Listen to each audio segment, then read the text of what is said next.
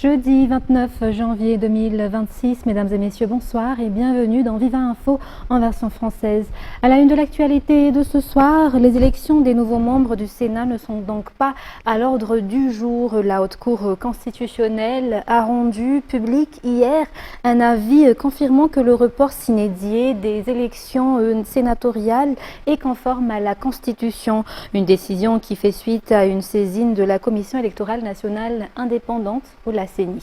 Les détails avec Rose Christelle Rakoutou-Malal. La tenue des élections sénatoriales demeure incertaine. Dans un avis rendu public, la Haute Cour constitutionnelle affirme que le report sine die de ces élections respecte la Constitution. La juridiction répond ainsi à une saisine de la Commission électorale nationale indépendante en date du 14 novembre 2025. La HCC précise que la proposition d'un nouveau calendrier électoral relève désormais de l'appréciation de la CENI. Dans ces considérants, la Haute Cour rappelle une lettre du Premier ministre datée du 12 novembre 2025. Le chef du gouvernement y a informé la juridiction constitutionnelle de la suspension de la révision de la liste électorale. Selon la HCC, la réforme du système électoral, notamment celle de la liste électorale, est indispensable afin de garantir l'organisation d'élections libres, transparentes et crédibles. Cette réforme justifie ainsi le report sine die des élections sénatoriales. Initialement prévues le 11 décembre 2025, les élections n'ont finalement pas eu lieu. La Haute Cour évoque entre autres la situation sociopolitique ayant prévalu dans le pays, ainsi que l'indisponibilité des crédits nécessaires à l'organisation du scrutin. Dans la suite des actualités de ce soir, page économique, 49,20% des exportations de marchandises réalisées par Madagascar proviennent du secteur des ressources minières. La valeur de ces exportations s'élève à 6 911,6 milliards d'ariars et selon le rapport officiel de l'ETA 2023 présenté officiellement aujourd'hui. Il est également indiqué que le secteur des ressources minières représente 4,6% du produit intérieur brut pour l'année 2023. Toujours un reportage de Ruth Christelle Rakoutou-Malal et Yves Janel. Selon le rapport publié par l'ETA, la production de ressources minières exportées par Madagascar en 2023 a atteint 1017 milliards de tonnes pour une valeur de 6 911,6 milliards d'ariars. Les minerais de titane constituent la principale exportation avec un volume de 613 millions de kilos. Concernant l'exploitation artisanale, la valeur des exportations s'élève à 620 milliards d'ariars, dont le mica est le produit le plus exporté avec 65 millions de kilos, soit une valeur de 76,5 milliards d'ariars. Le secteur des ressources minières a contribué à hauteur de 4,6% au produit intérieur brut de Madagascar. En termes de recettes fiscales, ce secteur a généré 320 milliards d'ariars. Sur le plan de l'emploi, le secteur a employé 2557 personnes, dont 90% d'hommes. Le rapport EITA 2023 a été présenté officiellement aujourd'hui. En janvier 2027, Madagascar fera face à la 4e évaluation de la mise en œuvre de l'EITA. Lors de la dernière évaluation réalisée en 2023, Madagascar a obtenu un score de 67 sur 100. Les insuffisances relevées concernaient notamment le manque de transparence dans le secteur des ressources minières ainsi que la gestion des données, ce qui a conduit à la mise en place de la plateforme de télédéclaration selon les explications du directeur exécutif de l'EITA, Marc-Sergio Clerc. Restons toujours dans la page économique. Selon le ministre des Mines et des Ressources stratégiques, aujourd'hui, 3 méthodes permettent actuellement d'obtenir un permis d'exploitation minière. Les bénéficiaires doivent également s'acquitter de responsabilités sociales. Cependant, l'or n'est pas encore inclus dans cette ouverture selon les déclarations officielles. Dans un reportage de Ruth Christelle Rakoutou-Malal et Yves Janel. Désormais, il existe 3 façons d'obtenir un permis d'exploitation minière. La zone d'encadrement destinée aux petits exploitants, la procédure de l'appel à concourir dans des sites spécifiquement attribués par l'État pour l'exploitation. Les candidats intéressés doivent déposer leur dossier au bureau des cadastres miniers. Le cahier de charges précise que tous les bénéficiaires doivent participer à la RSE. Il y a également une contribution au fonds minier pour ceux qui souhaitent obtenir un permis d'exploitation. Pour les PREA, le coût est de 1 million d'ariars par carré minier. Pour les grands exploitants, 3% de l'investissement de l'entreprise doit être versé au fonds minier. Le ministre des Mines et des Ressources stratégiques a confirmé aujourd'hui que l'ouverture de la délivrance des permis d'exploitation est imminente. Cependant, les permis pour l'exploitation de l'or ne sont pas encore inclus. Page sociale, parlant météo pour commencer. Le mauvais temps pourrait se transformer en cyclone demain, vendredi 30 janvier 2026. Selon les données reçues ce matin à 10 h, il menacerait directement la région nord-ouest dès samedi matin, d'après les prévisions du service de la météorologie. Ce système continuera de se renforcer progressivement, les conditions environnementales étant globalement favorables à son évolution. En conséquence, les pluies persistantes devraient se maintenir jusqu'à la fin de la semaine. Les détails avec Felanara Coutorsol. Le centre du mauvais temps se situait à environ 326 km au nord-est de Bessalimpe, dans le canal du Mozambique, ce jour à 9 h, selon les informations du service de la météorologie. Le système se renforce progressivement. Les vents associés atteignent 45 km/h, avec des rafales pouvant aller jusqu'à 60 km/h. Au cours des 6 dernières heures, le système s'est déplacé lentement vers l'est à une vitesse moyenne de 4 km/h, selon toujours le service météorologique. Ce mauvais temps devrait continuer à se renforcer progressivement, les conditions étant favorables à son développement. Il pourrait ainsi se transformer en cyclone demain, vendredi 30 janvier 2026. D'après les données recueillies ce matin, il menacerait directement la région nord-ouest dès samedi matin. Par conséquent, les populations des régions Boué, Némé, Lac-Saint sont déjà invitées à se préparer et à appliquer les mesures relatives à l'alerte verte. Il est également recommandé à tous de rester vigilants face à la persistance de pluie qui devrait se prolonger jusqu'à la fin de la semaine. Les usagers de la mer entre Analalave et Mentran sont particulièrement appelés à ne plus prendre la mer en raison de la dégradation des conditions météorologiques. Le monde du journalisme est en deuil. Annie Kraierman est décédée hier. Elle faisait partie des journalistes d'analyse et d'investigation au sein de la radio Antsiv. Elle a occupé de nombreuses responsabilités dans le monde de l'audiovisuel. Reportage de fin des Sénamérés. Annie Kraierman est décédée hier à l'hôpital où elle était soignée. Journaliste d'analyse et d'investigation, elle était parmi les journalistes à avoir participé à la création de la radio Antsiv, inaugurée le 3 décembre 1994 à Mbutanteli. Elle s'était distinguée par son engagement dans le domaine du journalisme et de la production d'émissions. Professionnelle, compétente et digne de confiance, elle a été nommée rédactrice en chef en l'an 2000. Elle a également marqué une étape importante dans la presse écrite en ayant cofondé avec quelques journalistes, en mars 2003, le journal La Gazette de la Grande-Île. Annie Kraierman avait occupé plusieurs postes à responsabilité, notamment en tant que responsable animatrice de Fréquence Magazine sur Radio Fréquence Plus, ainsi que dans la conception et la réalisation d'émissions spéciales sur une chaîne de TV, dont l'émission Fanzich.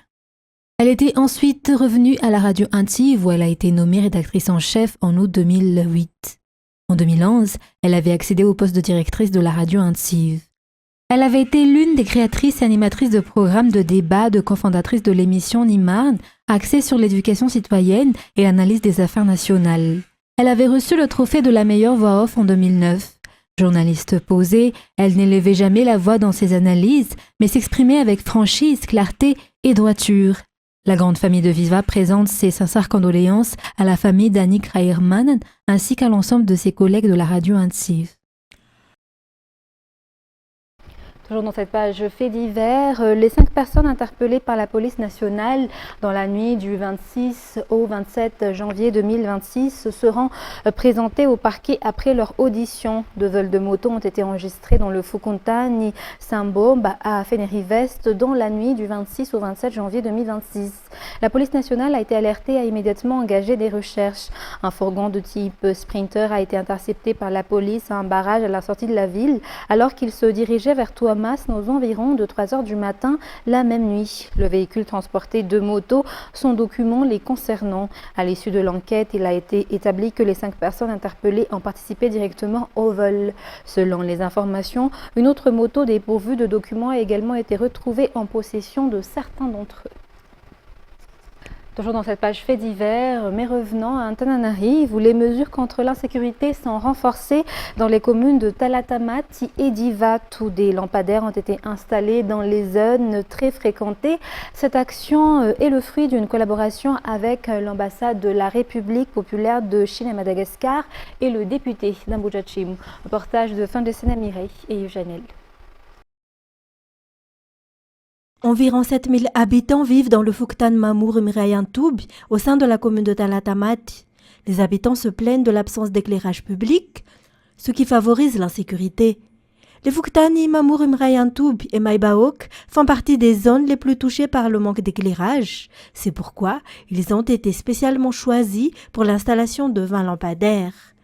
Dans la commune d'Ivatu, les Fuktani Atsambilu, K4 et K2 ont également bénéficié de 20 lampadaires. Les autorités locales appellent la population à préserver les biens publics. Cette action, menée en collaboration avec l'ambassade de la République populaire de Chine à Madagascar et le député du district d'Ambuja-Chim, a pour objectif de lutter contre l'insécurité. Le député d'Ambuja-Chim a annoncé que la distribution des lampadaires se poursuivra dans d'autres communes environnantes et ne se limitera pas à ces 2 communes. Et les actualités concernant l'évolution de la variole du singe ou Mpox, le nombre total des cas de Mpox s'élève à 533 au 27 janvier 2026, dont 322 cas suspects et 201 cas confirmés selon le rapport publié hier par le ministère de la Santé publique. Cette enquête fait le point sur les données officielles essentielles à connaître concernant l'évolution de l'épidémie de Mpox avec Fernara Kotorsoul. Selon les statistiques publiées hier par le ministère de la Santé publique, 13 nouveaux cas suspects de Mpox ont été enregistrés au 27 janvier 2026. 14 cas confirmés ont également été recensés dans 11 à Madzing et 3 à Antananarivo. Ainsi, le nombre total des cas enregistrés depuis le début s'élève à 533 au 27 janvier 2026, dont 332 cas suspects. Les cas confirmés sont 201. Le taux global des personnes atteintes par la Mpox est de 52,23%. Afin de lutter contre la propagation de l'épidémie de Mpox dans le pays, la population est constamment invitée à respecter les mesures barrières dans l'intérêt de tous.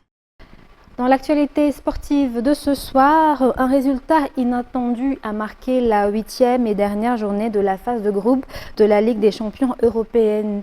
Le Real de Madrid a été battu hier lors de cette ultime journée qualificative de la prestigieuse compétition continentale, s'inclinant 4-2 face au Benfica, une défaite qui le fait chuter dans la seconde moitié du classement. En conséquence, le club madrilène devrait passer par les matchs de barrage pour accéder aux 8e de finale. Par ailleurs, 3 équipes initialement classées plus bas ont réussi à intégrer le top 8. Nous suivrons les résultats avec les équipes qualifiées directement pour les 8e de finale et celles qui devront disputer les barrages avec Andara de Nerville.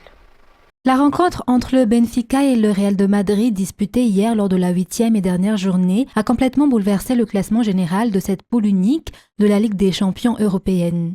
Battus 4-2 par le Benfica, les Madrilènes ont glissé à la 9e place, quittant ainsi le top 8 et se retrouvent contraints de disputer les barrages pour espérer accéder aux 8e de finale. De son côté, le Benfica, grâce à ce succès, fait partie des équipes qualifiées pour les barrages, terminant à la 24e et dernière place, donnant accès à cette phase. Concernant les autres résultats de cette 8e journée, la rencontre très attendue entre le PSG et le Newcastle. Tous deux précédemment dans le top 8 s'est soldé par un match nul 1-1. Les deux équipes se retrouvent ainsi également engagées dans les barrages. En revanche, le FC Barcelone, Manchester City et le Sporting ont intégré le top 8. FC Barcelone s'est imposé 4-1 face à Copenhague. Le Sporting a battu l'Athletic Bilbao 3-2, tandis que Manchester City a dominé Galatasaray sur le score de 2-0. Au classement du top 8, Arsenal conserve la tête, suivi de Bayern Munich. Liverpool est désormais 3e devant Tottenham, classé 4e. Le FC Barcelone grimpe à la 5e place après avoir occupé la 9e place auparavant. Les 3 dernières équipes directement qualifiées pour les 8e de finale sont Chelsea, le Sporting et Manchester City. Le Real de Madrid, rétrogradé à la 9e place, fait donc partie des 16 équipes appelées à disputer les barrages afin de déterminer les 8 clubs qualifiés pour les 8e de finale. Le PSG et Newcastle, tous deux membres du top 8 avant cette 8e journée, figurent également parmi ces équipes concernées. Et c'est ce qui nous conduit aux actualités internationales. Le principal candidat au poste de Premier ministre en Irak, Nouri al-Maliki, a dénoncé hier, mercredi 29 janvier, l'ingérence flagrante du président américain Donald Trump qui avait affirmé la veille que les États-Unis ne viendraient plus en aide au pays s'il devait revenir au pouvoir. Les détails avec France 24.